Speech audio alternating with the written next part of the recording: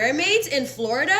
Usually when I tell stories about mermaid encounters, they're usually from the Caribbean or Africa. But today I got a story submission from somebody claiming to have had a mermaid encounter in the United States, more specifically Florida. I am back with another spooky story. So we're gonna call the person who submitted this story Layla. Layla said that most people think she imagined everything. However, she says she knows what she saw. So this allegedly happened near Crystal River last summer. Layla had just lost her mom. Everyone kept telling her to go somewhere peaceful, so she decided to take a drive out to the springs late afternoon. She didn't bring anyone with her, she didn't want the company. She wanted quiet and something to numb the aching in her heart. When she got there, the water looked perfect, blue, clear, almost unreal, and the water itself looked very inviting. So she eased in very slowly. At first, everything was normal. There were regular fish in the water swimming around. Sunlight was reflecting off of the water. But Layla says the second she floated away from the steps, the water kind of changed. Not literally, but she could feel a change in the water. Layla says that's the best way she can explain it. So Layla's in the water, she's just swimming around, and she's emotional, she's crying. So she decides to put her head underwater. She says as she's underwater, tears is still falling down her face. When suddenly she starts feeling this vibration. She can't really hear that well under the water. And Layla says unlike other people's encounters, this creature wasn't singing. It was humming. It almost sounded like a hertz frequency. She said that it made her teeth ache and her legs just stopped moving.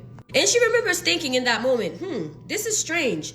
But the panic hadn't set in yet. Then Layla looks down and directly below her was a creature. The creature wasn't even swimming. It was just there. And Layla says that her brain took a mental screenshot of this creature because she remembers her hair was really black and long. It kind of moved in the water. Her skin was really pale, but like not sickly or anything, just really, really pale, like she's never touched sunlight before. It was something about this creature's eyes. It's as though this creature wasn't looking at her, but rather through her.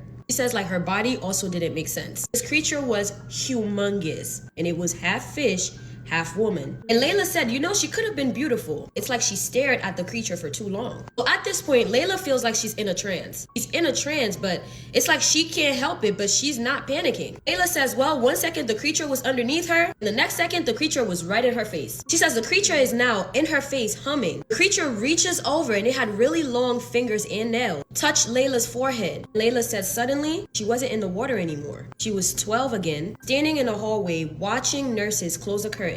Then she was 20, calling her mom's phone just for it to go to voicemail. She experienced every version of herself that ever begged to not be abandoned. Then suddenly she starts feeling this pressure in her chest. And before she knew it, Layla was back in the water. The creature then presses her hands against Layla's chest, which would be the pain that she experienced that snapped her back into the water. Layla realized that this creature wasn't attacking her. He was actually offering her somewhere to put her grief.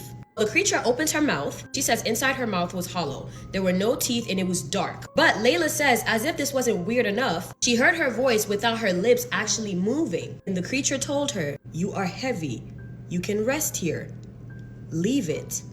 Layla says in that moment, her arms just went numb. And Layla remembers thinking in that moment, if she stayed in the water, it wouldn't hurt anymore. And that thought terrified her even more than drowning. I know you guys hate part 2s, but I have a psych eval in 5 minutes. I gotta go. So make sure you guys leave a comment down below for part 2 if you guys want to hear about Layla's encounter and how it ended. Trust me, I really wasn't expecting this ending. And make sure you follow me for more spooky content from your favorite Haitian homegirl.